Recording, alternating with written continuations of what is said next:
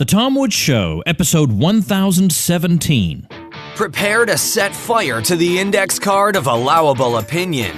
Your daily dose of liberty education starts here. The Tom Woods Show. Folks, if you're living in terror of your SJW boss and colleagues, it's probably time to start a side hustle online. And as somebody who's self-published books, created a successful podcast, been a successful affiliate marketer, and many other things, I can tell you step by step what to do. And as a matter of fact, I've done that in my free ebook, 5 Paths to an Online Income. Check it out at pathstoincome.com.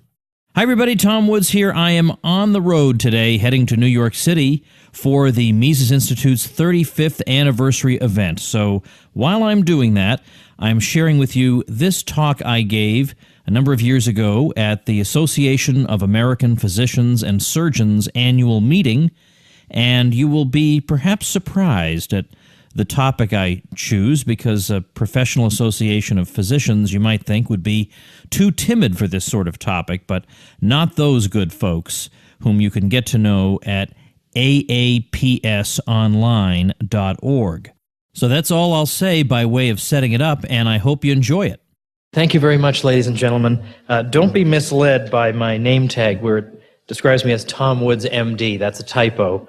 But I've enjoyed basking in the prestige that comes with being a medical doctor because of this name tag. It reminds me, years ago when my family had the misfortune of living in an apartment in New York, one of our neighbors got some of our mail by mistake, and so walked down and gave it to us and looked at the 2 on the envelope and said, I didn't know you were a doctor. And again, I had that same feeling, that brief moment, the prestige of being an MD. Do I tell him the truth? Do I let him down that I'm just a PhD? And so I figured I had to, because, what if his wife got sick and he doesn't call 911? He figures, hey, I got a doctor living next door, and all I can do is, tell him about the War of 1812 or something. That's no good. So today I greet you on Constitution Day, September 17th.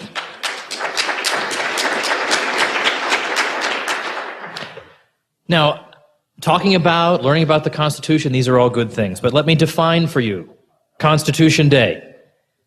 Constitution Day, noun.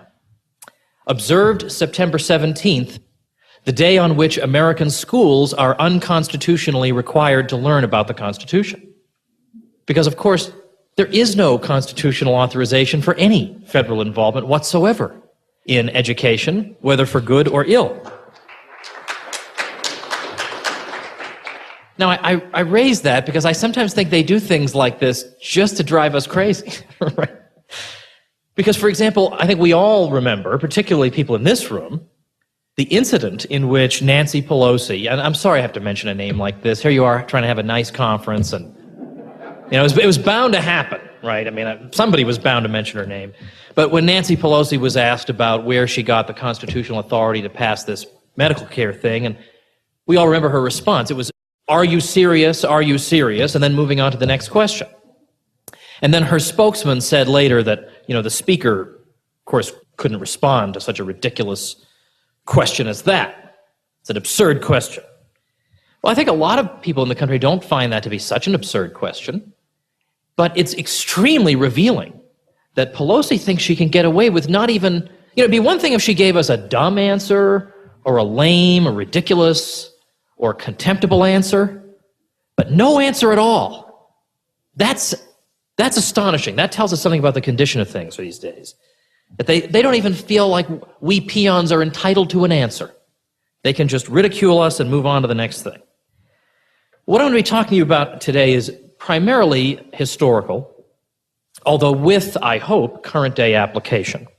But I am going to be speaking mostly about history because, in spite of advertising to the contrary, I don't really know that much about medicine, so I'm going to stick to what I do know. And I'm doing this because I want to provide some evidence that the solution I'm proposing is indeed well-founded, that it does indeed have a solid constitutional and historical grounding, that it's not some kind of wicked or perverse approach, but rather that it is deeply embedded within the American tradition, even though practically all reference to what it is I will be talking about today has vanished down the Orwellian memory hole. Now, one thing I do have, there are a lot of disabilities I have, but one thing I have is I have a very long retractable arm that I can use to reach down into the Orwellian memory hole where so much American history has tumbled and dig stuff out again and talk about things that we're not supposed to talk about or know about. And that's precisely this topic today, the idea of nullification. Now, this is a word that I think quite wrongly has a bad reputation, to the extent it has a reputation at all. I think most Americans would never have heard this term, or if they had, they might confuse it with jury nullification, which is another cause I support, but that's a talk for another day. Nullification is Thomas Jefferson's answer to what do you do when you have a federal government that acts like this, that acts as if there is no Constitution, in which you're told that the Constitution really, I think we're all about ready to commit an atrocity if we hear this argument any more times, that the Constitution is a living, breathing document that changes with the times. Get with the times, man. You know, it's 2010. It means something different now. That's what we get told. Well, let's remember that the American revolutionaries fought the American Revolution against a living, breathing Constitution. That is exactly what the British had. That was exactly what Americans were fighting against. Because a so-called living, breathing Constitution is actually a dead Constitution. Because if it can change with the times, how can it protect your liberties? The government will simply tell you the next morning that, well, it has changed. You're no longer entitled to that freedom because this is a living, breathing Constitution. Well, Americans pretty much said, I think we've had just about enough of this thing. And that's why it was a deliberate decision to draft a written Constitution. This was not the norm in the world, to draft a written Constitution to limit the U.S. government so that we could, in fact, point to something in writing and say, now, wait a minute, you are violating this or that article in a way that you couldn't under the British system. But this idea that we have a living, breathing Constitution, of course, we get things like this. I was told the other day that if you believe in a strict reading of the Constitution, why, then we would never have abolished slavery and so on and so forth. I mean, this is absurd. This is sort of the New York Times version of the U.S. Constitution.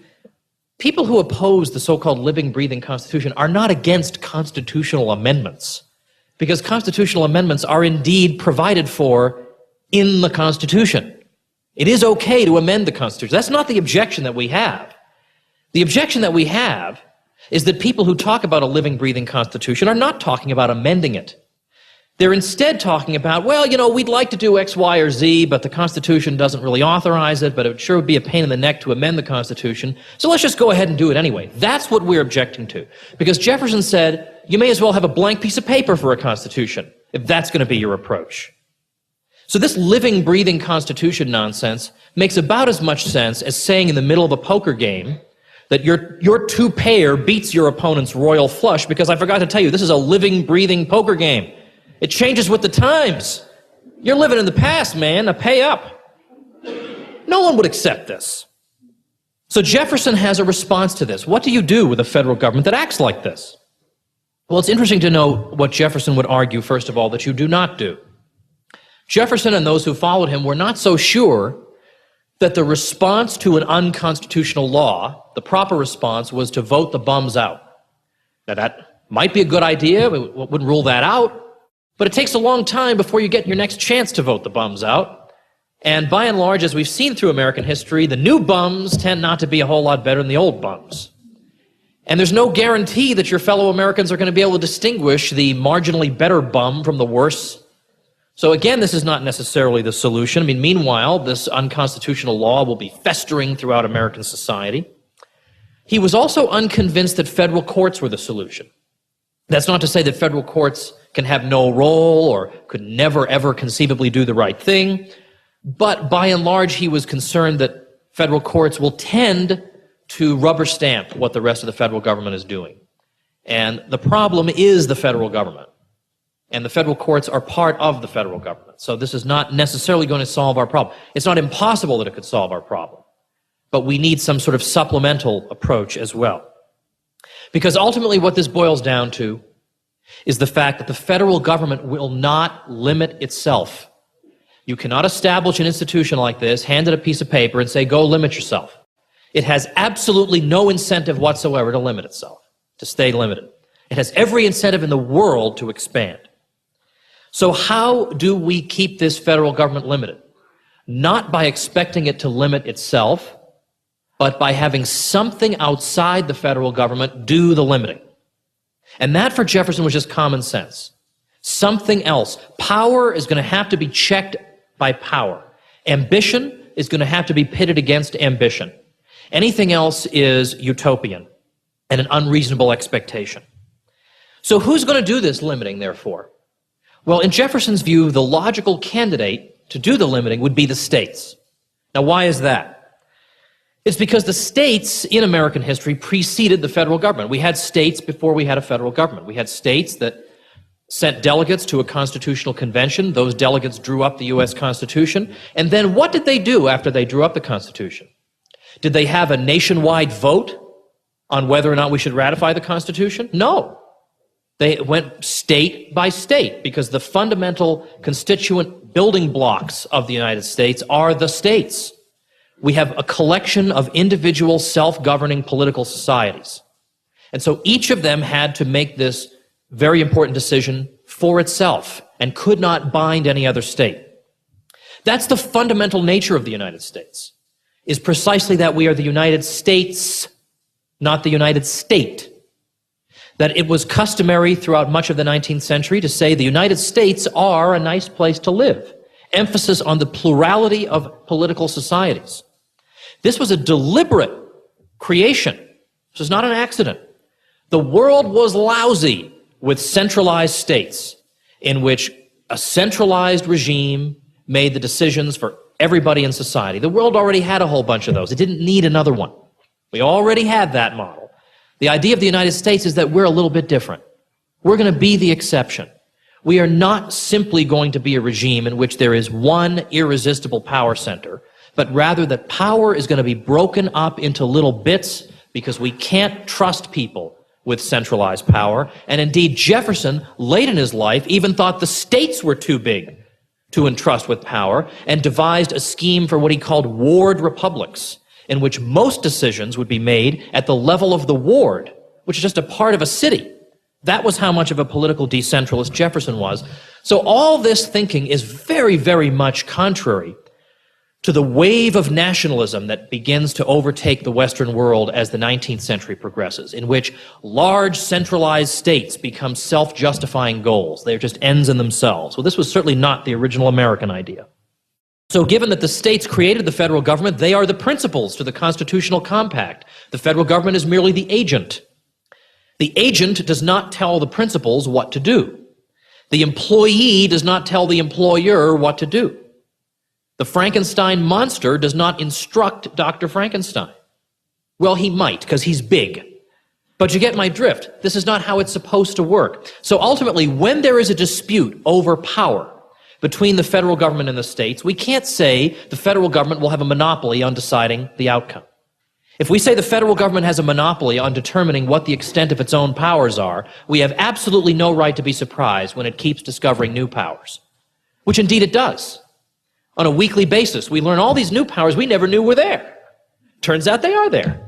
Why? Because only they get to interpret the terms of the compact. Jefferson says no. I mean, only a fool would enter into an agreement like this in which only one side gets to interpret the terms.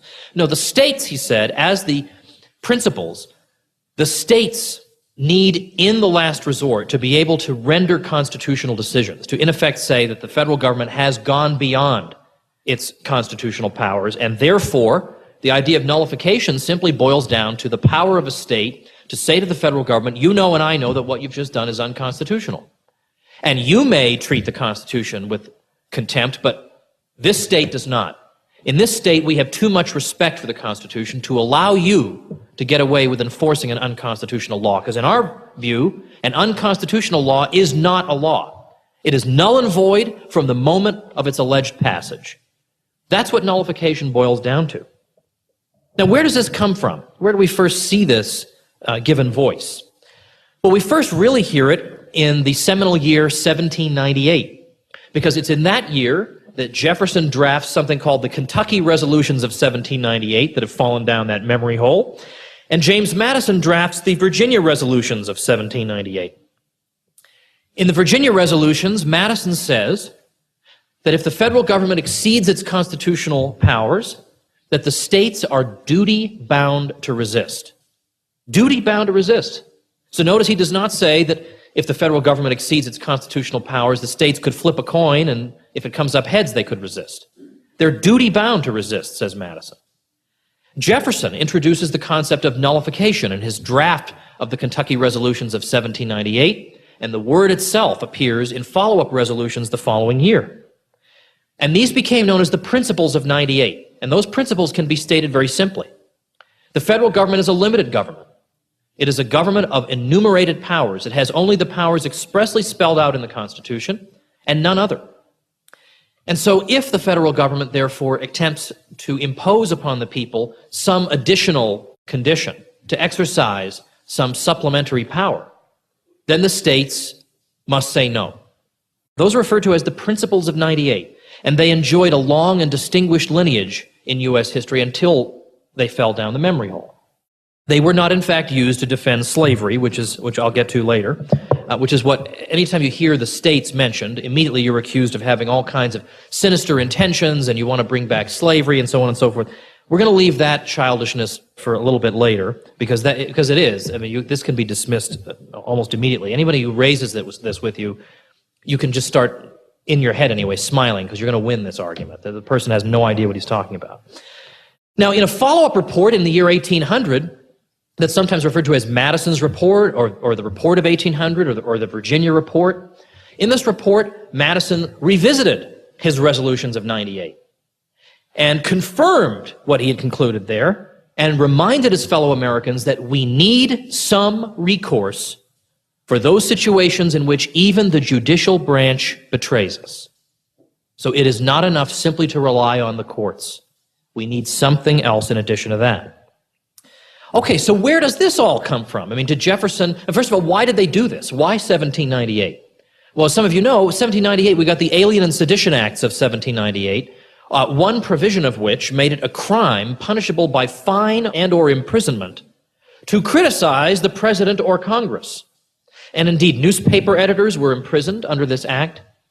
One U.S. congressman from Vermont, a congressman who indeed fought in the American Revolution, was imprisoned. His constituents, by the way, took up a collection to pay his $1,000 fine and indeed re-elected him to Congress while he was incarcerated. How heroic is this, right? It's astonishing. Now, Jefferson's view was, look, my copy of the Constitution says you can't do this, right? I mean, I'm pretty sure you can't actually put people in jail for, especially when you look at how utterly mild their criticisms of John Adams were. He's a pompous jerk. Wow, well, gee, I guess we better put that guy in jail. It's unbelievable what people were getting away with. And also, Jefferson realized the partisan nature of this. I mean, remember in the old days, originally the way it worked was if you got if you were the highest vote getter, the top vote getter becomes the president. The second highest becomes the vice president. So you could easily have people from two different parties serving in the same administration, which is precisely what you had under John Adams. You had John Adams, the Federalist, and Thomas Jefferson, the Republican.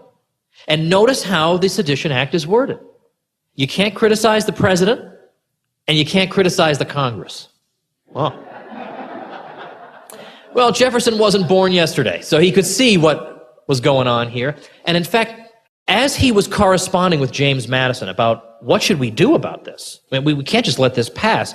You think to yourself, as a historian, I'd like to read the correspondence between Jefferson and Madison regarding this issue. And yet you can't read that correspondence. You know why? Because it does not exist. Because Jefferson was convinced, just by examining the mail he was receiving, that his mail was being tampered with. Here he is, the Vice President of the United States. And he said, I don't know which is worse, that I feel afraid to express my thoughts in my country, or that my country would bear such a state of things. So that's what prompted this. But where did the approach of nullification come from? I mean, was it a matter of Jefferson got really upset about all this, so he got drunk one night and he drafted the Kentucky resolutions, and then the next morning he wakes up all hungover and looks at them and says, oh my gosh, I hope I haven't submitted these crazy drunken things. I mean, was it that? No, to the contrary, Jefferson did not just invent these out of whole cloth, out of his head. He's getting this from the ratifying convention of Virginia. When Virginia was ratifying the Constitution, deciding whether or not to ratify, they held a convention in Richmond in 1788. And we had skeptics of the Constitution there, including Patrick Henry. Patrick Henry looked at the Constitution and said, I see some clauses in here that I'm afraid one might be able to gallop a horse through, so what are we going to do about this? This seems like this will be an unlimited government. What did supporters of the Constitution say to Patrick Henry to reassure him? Well, they said, don't worry, this federal government is limited. It's going to have only the powers expressly delegated to it. In fact, there was a 5-man commission that was given the task of drafting the instrument of ratification, that is, the document by which Virginia would officially enter the Union. And that 5-man commission consisted of, well, the two people I'm going to talk about are Edmund Randolph, who became the first Attorney General, and George Nicholas, who became the first Attorney General of Kentucky. And Randolph said, don't worry, this is a limited government. So Randolph's opinion matters a lot. I mean, he's the guy who's drafting the document by which Virginia will interpret its own ratification, what the meaning of it was. And George Nicholas said, oh, and by the way, if the federal government tries to impose upon us, and these are his words, any supplementary condition, that is to say, if it tries to exercise a power not listed in Article 1, Section 8 of the document, don't worry, Virginia will be exonerated, because we never agreed to that. We're only agreeing to the powers in Article 1, Section 8. So don't worry, if anything else is imposed on us, we just point to it and say, sorry, that doesn't hold water in Virginia. Well, sounds kind of like the idea of nullification right there in the ratifying convention. And even with that assurance, Virginia only barely voted to ratify the Constitution. And as the 1790s go along, between 1788 up to 1798, you see Patrick Henry in the Virginia legislature reminding his fellow Virginians of these assurances that they were given at the ratifying convention. John Taylor, who's Jefferson's friend, a very important political pamphleteer and one-time U.S. senator, John Taylor was also following up on this, arguing that the states had to play the role that we today associate with the Supreme Court. So this is all totally mainstream when Jefferson picks up this wave of thinking in 1798. This is not some crazy, whacked-out extremist view. This was the mainstream of Virginian political thinking that had first been laid out not by opponents, but by supporters of the Constitution at the 1788 ratifying convention. Now, how many of our kids are taught anything like this in school, right? I mean, could we round it off to 0? Nothing. Nothing. It's just, I mean, it's like you can hear crickets, so no mention of this at all. But this is all sitting there in the records, which are easily consulted. I mean, I didn't have to make any of this stuff up. Now, if we look at the real history of this, and as I hinted at earlier, when you talk about the states, you're immediately going to be accused of being a sinister person, and we all know states are evil and the federal government is wise and progressive and so on and on. Now, if I wanted to push a so-called progressive agenda, and I wanted to increase the powers of the federal government, I would push that narrative too. Sure, I would push that. Just get people to think that anything that involves the states is wicked and backward and stupid, and everything that's wise and progressive takes place at the federal level. Of course I'd want to push that narrative. Here's the trouble with it. It's simply not true. I mean, we all know that, of course, states' rights, the powers of the states, have indeed been associated with disreputable causes and even wicked causes. Nobody disputes that. But so has the U.S. Constitution itself. So has the Bible. So, I mean, that doesn't make these things in and of themselves wicked. It makes the misinterpreters of them wicked. But moreover, if we look at, on balance, at this cause, on balance, it was exercised on behalf of human freedom. We already see this idea being vindicated on behalf of the right of free speech against a tyrannical federal government. We see it in the northern states. In fact, the northern states had recourse to this more than the southern ones did. We see the northern states holding up these principles to fight against what they considered to be an unconstitutional embargo. We see them fighting against unconstitutional searches and seizures with reference to the Principles of 98. And they're example after example that I mention in this thing here. Incidentally, this is my book has got the word nullification stamped over a scene of Obama and his cronies with him signing the health care bill. And I had the good fortune, this is just in parentheses, but a few months ago, I was on a Glenn Beck show where Beck was talking about The Road to Serfdom, this book by F.A. Hayek. So I was on there for the whole show talking about that book. This book hadn't come out yet, so they identified me as the author of this book, and it was flashed on the screen for about 3 seconds. 3 seconds flashed on the screen. We weren't even talking about this particular book. And that was enough, even before it came out, to make it an Amazon bestseller. just because people saw this cover. So, so they may not know what nullification is, but if it's stamped over this scene, they want to sign up for it, it turns out. I was pleasantly surprised. Now, unfortunately, although I have been able to do a lot of TV in the past, the only TV host who dares to have me on for this subject is, of course, Judge Andrew Napolitano. The other ones are, too afraid of it, and they want to run the other direction. Now, as this gains steam, of course, then they'll all pretend that they were leading the bandwagon the whole time, and that'll be okay. Let bygones be bygones. Better late than never. I'm not going to hold a grudge, but really, it's like this is radioactive, even though the Tea Parties are all set to do this. I mean, even if they don't get the blessing of certain television hosts, it's too bad, but they're going to do it anyway. So you look through history, and you see particularly the most, perhaps, well-known example of nullification, other than the South Carolina tariff nullification, was the use of these principles by northern states to fight against the fugitive slave laws.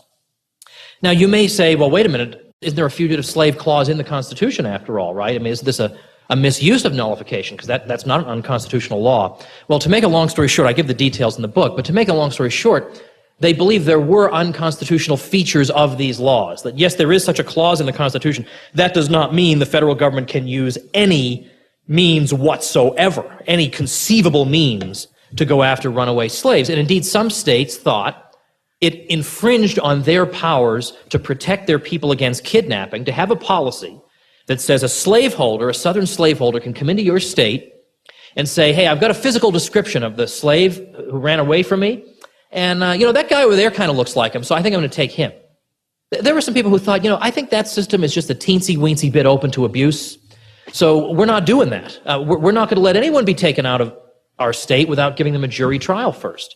So in fact, when you look at the South Carolina Ordinance of Secession from December 20th, 1860, what is South Carolina complaining about? One of the things it's complaining about is the North is nullifying too much. So this is the exact opposite. I mean, anytime you talk about this to somebody who's even heard the word, they'll say, oh, this is some crazy Confederate view, Southern view. And by the way, not that there's anything particularly wrong with the South per se, but the point is this is not by any means a Southern view per se. And as I say, it has nothing to do with the Civil War. Why would the South have had to nullify anything? The Constitution upheld slavery at the time. What would the South have had to nullify? It was the North that was doing most of the nullifying. So it's the exact opposite of what most people indeed think. This is an American cause, not really a Southern one. Now I want to talk a little bit about the situation today. And so to preface that, when I came out with this book, I sort of anticipated a lot of attacks because, this is not even on the table, right? I mean, this is some kind of, we're supposed to allow the New York Times and MSNBC to define the terms of debate for us. They're going to tell us what we're allowed to debate. We can debate should the top marginal income tax rate be 39.1 or 39.0%. They're perfectly okay with us debating that. They're okay with us deciding which kind of managed care do we want. Okay, but if we say, I want to abolish, should we have any such and such at all? Should we have this department at all? Not should it get 28 billion or 29 billion, should we even have it? That's the sort of thing that we're not supposed to talk about. That's irresponsible. You're getting a little bit uppity here. You're not letting the New York Times define the terms of debate. We're allowed to debate things within like a 3-inch range. So nullification is like over here. Like, how dare we raise this? Who do we think we are? I mean, Keith Olbermann hasn't approved this. How dare we even think it? So I figured I would get some attacks. So what I did was I launched a sort of preemptive strike of my own by means of YouTube. YouTube is a great equalizer in this world. It allows you to do things and get around the gatekeepers of established opinion in ways that people in the past could only have dreamed of. I mean, this is Gutenberg times a million. So what I did was I made a video, and I have a friend who's extremely good with media, so very professionally done, thanks to him. I did this interview, this video called "Interview with a Zombie," and the premise of the video is that this zombie has his own television talk show. He interviews authors, and he's interviewing me about my book Nullification. So I realized right away, this sounds like a show on MSNBC already, right? I mean, in fact, I had people write to me saying, how did you get Keith Olbermann to interview like that? That was great. So we did this, and the idea of it is that all he can do, the whole interview, and by the way, I got a professional voiceover guy who actually does voiceovers to do the "Welcome to Interview with a Zombie." So it seems like a real show, right? It's unbelievable. And the idea is that he's a zombie. He can say only one word at a time. We arbitrarily decided the zombie can utter one word at a time. So to start the interview, he just simply says, book. So I give, I'm a little bit taken aback by this, but I go ahead and give sort of an overview of the book. And then he realizes, wait a minute, I got some kind of crazy guy on my show. This is not approved stuff. So then he starts throwing these smear terms at me, the sort of terms that are thrown at you when people are not trying to debate you, because they probably can't. They're trying to destroy you. They're trying to ruin your career. They're trying to smear you. So he just starts doing that. And no matter, every time he throws a smear word at me, like slavery. And I say, well, actually, nullification was never used on behalf of slavery. Can you point an example? And then, so he's on to the next smear. And then later he's back to slavery again. And I said, but I already answered this. It's exactly like what would happen if you were interviewed by an actual person, but that person wouldn't have the excuse of being a zombie. So the idea was that now anytime I get attacked, like in a blog or something, my friends just go and post this video, the link to it, in the comments section, and they call the insulter, the smearer, a zombie. And so it totally defangs the other side. Because now they all feel silly when everybody's laughing at them. So the one thing I'd like you to do as a favor for me, you don't necessarily have to buy my book, although that would be nice too, but in addition to or other than that, I want to ask you to do me this favor. I actually purchased the domain name interviewwithazombie.com. Yes, I did that. Could you believe that was available? It was available. I bought it. So if you go to interviewwithazombie.com, that takes you right to the YouTube. I bought that domain name so I wouldn't have to be on the radio saying, okay, now go to YouTube and type in interviewwithazombie.com. It actually takes you to the page on my own site that hosts this video, and I think you'll get a sort of a kick out of what we were able to get away with. And whatever you do, make sure if you do watch it, it's only about 8 minutes, watch it up to the last frame, and you'll understand why when you see it at the end. Okay. Now, I understand, again, that today a lot of our focus is on lawsuits against the Obama healthcare thing, and I have no objection to these lawsuits. And there's the possibility that they could indeed work in this case. As I said, though, they're not by any means foolproof. There is no foolproof answer. But here's the concern about lawsuits. Look at the argument, the legal argument we have to make in court against this particular bill. We cannot go in there and say, even though this is perfectly correct, we still can't go in there and say, the U.S. Constitution makes no provision for the federal government to be involved in health care at all. So therefore, this is unconstitutional. That would be a non-starter. That we can't even do, because there won't be any court that would uphold that. That's impossible, even though it happens to be correct. So if you're wondering why the focus is on the federal government has never in the past required an individual to purchase a good from a private provider, that's because this is the only way this can be framed in which it has a prayer of winning. So this makes me concerned, because suppose we do win this, and suppose somehow, just somehow, they get the political will to push through a single-payer system where you wouldn't have people being required to buy a private good, the government would be providing it for them. That might actually survive a court challenge, because then what would you argue? That the federal government has never provided medical services before? That's not true. And maybe it was unconstitutional when they did it before, but it's been done for a while now, so too late to do anything about it. This is one of the real difficulties that we face here. Now, at the same time, it's also a difficulty for nullification. There is no real silver bullet here. And I don't want to be a snake oil salesman who claims to be selling something that solves all problems. I readily concede it does not. The tricky part about nullifying the legislation is this. Okay, suppose the state says, we're not going to let you do this in our state. And let's suppose that the state really actually does indeed draft a resolution that addresses this forthrightly. Let's say it's not like what happened in Louisiana. Louisiana passed a Healthcare Freedom Act, and it's amazing how legislators cannibalized the original. Because when you see the final copy of this thing, you're probably not even going to believe me. This is such an outrage. The Healthcare Freedom Bill in Louisiana goes through, this is an outrage. The federal government can't do this, and we protest. We're not going to let them do this, and this. And then you turn the page, and on page 2, the last provision says, nothing in this act shall be intended to contradict any federal law in effect. Then what in the world is the point of it? It doesn't even make sense if it doesn't contradict. What could that mean? But let's say they did. Let's say they didn't play games like that. What happens when I, Tom Woods, say, look, I'm just not doing it. I'm just not doing it. I'm not buying the thing they want me to buy. And let's say that therefore the IRS just penalizes me. They dock my income tax refund. What can a state do about that? Because of the 16th Amendment, the federal government has a direct hand into the citizens' pockets. It goes right over the state into the citizen's pocket. Very hard for the states to cope with that. Not impossible, but I'm afraid that what would be necessary for the states to resist in this particular case, I'm not sure public opinion is ready for. Now, it should be ready for it, and we should prepare the ground for it.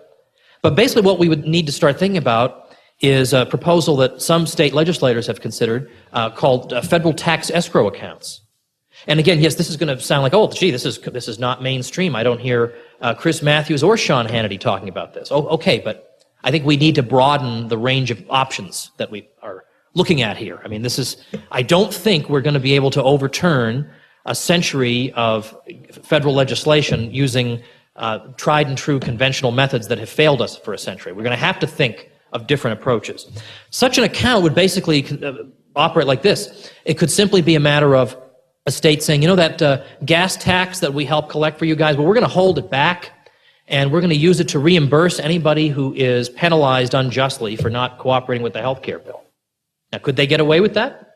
If public opinion is strongly enough behind it, I think they could. I'm just not sure it would be. California gives an interesting example. California has the medical marijuana situation in which the Supreme Court ruled against them. You're not allowed to do this. The Ninth Circuit later ruled against them. You're not allowed to do this. The Justice Department said you're not allowed to do this, and they kept on doing it anyway. And to the point where the Justice Department finally said, all right, well, we're just not going to bother enforcing this anymore. So in other words, if there is enough of a critical mass of the population that's willing to say no, then nullification as a form of civil disobedience sanctioned by a state government can indeed be carried out. Other more ambitious forms of tax escrow accounts would involve having all federal taxes first pass through the state treasury, and the states make determinations about the constitutionality of federal government activities. Now, again, this is not on the table. But everything that is on the table isn't going to work. I mean, really, here we've got this. I was just listening. One benefit to being in the car as early as I got to listen to the Mike Church show. He's the only radio host I listen to. He's on XM from, I guess you guys are in Mountain Time, so he's on from 4 to 7 a.m. So get right up and listen. But he's saying, look, we got this $1.5 trillion deficit, and the best we can hear from the other side is, well, if we get in, we'll try and trim it by like $100 billion. I mean, come on, this is an emergency here. We've got to think of different approaches. So what I'm suggesting then is that in addition to nullification, which I do think needs to become commonplace in our political language once again, I think in addition to this, we need the following reform. Let's suppose we had a system like this. Given that the 17th Amendment to the Constitution, which I won't go into here, but the 17th Amendment to the Constitution, I think, really limited the states' abilities to really rein in the federal government, we could restore some of that if we had this system. Suppose we say that if a simple majority of the states, so a mere 26 states, and the method doesn't matter, it could be state legislature doing it, it could be the state attorney general doing it, it could be a popular referendum, the method doesn't matter. But if 26 states declare that a federal law is unconstitutional, then it's repealed. Now that would be a useful reform, because that, although that's not the same thing as nullification, it clearly bears a family resemblance to the principles of 98, because notice what it's doing. It's having something outside the federal government do the limiting. That's the main theme here. And it's true, a lot of times we feel like we have very little control over our state legislatures, but we have infinitely more control over them than we have over the U.S. Senate. We have zero control over the U.S. I mean, part of the job description of being a U.S. Senator is to ignore everyone, except a small elite of people. I mean, really, they pay no attention. Your calls are 2,000 to 1 against something. They still vote for it. It makes no difference. But your state legislatures, well, you can actually have some influence there. So if it was a matter of, yeah, sure, trying to get federal laws repealed, you get one every 25 years. But at the state level, we can actually win state races, people who are sympathetic to our points of view. Nobody votes in state races. Nobody votes in these local races. Nobody donates to their campaigns. If we took some of the resources that we're throwing into a lot of these national races, and poured them into the local level, we'd have, I think, much better results. And if we had a system in which the state legislature, which is more responsive to us than the Congress, the U.S. Congress is, if they had collectively, 26 of them, some kind of veto over federal legislation, you would actually see things stopped in their tracks. You would actually see things reversed. This is the sort of thing that needs to be talked about. Law professor Randy Barnett at Georgetown University just proposed this the other day, although he's proposing it, and indeed I propose it in my book, as a 2/3 majority of the states. And then almost as soon as the ink was dry, I said, 2/3, that's too much.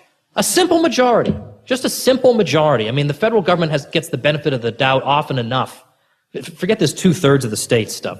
Simple majority to do it. So because Professor Barnett is at least raising the principle that something outside the federal government has to do the limiting, I hope that we may begin to have some fruitful discussions in this direction. Now, we all know that nothing is going to change. Nothing is going to change if we continue along the same path. We just keep voting for people who give pretty speeches and then stab us in the back. And as they stab us in the back, we're supposed to clap our hands and vote for them again, and on and on. There are people slightly waking up from this. I guess those of you who are actually from Utah know about what happened to Bob Bennett this year, what the Tea Party did to him. He was a 3-term senator.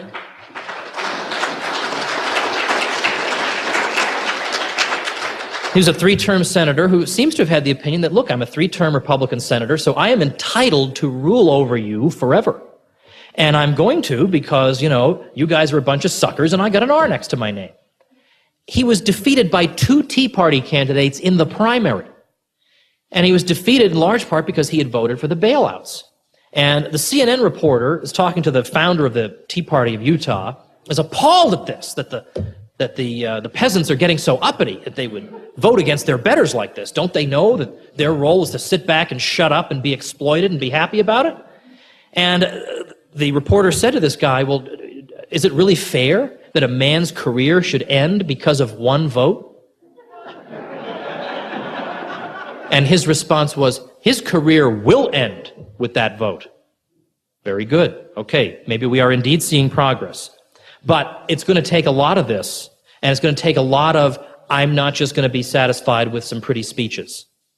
It's going to take something different. It's going to take limiting this thing with the use of a mechanism other than the thing itself, namely the states. Now, to take this position, it's true.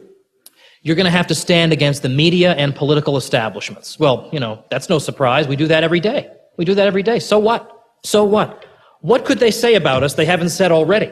They demonize people like us all the time. That horse has left the stable. So let's go ahead, let's go all out and use every mechanism of defense that Thomas Jefferson tried to bequeath to us. Because indeed, you will have to stand against a lot of influential people to adopt a position like this. But in so doing, you will be standing with Thomas Jefferson. And that is never a lonely place to be. Thank you very much.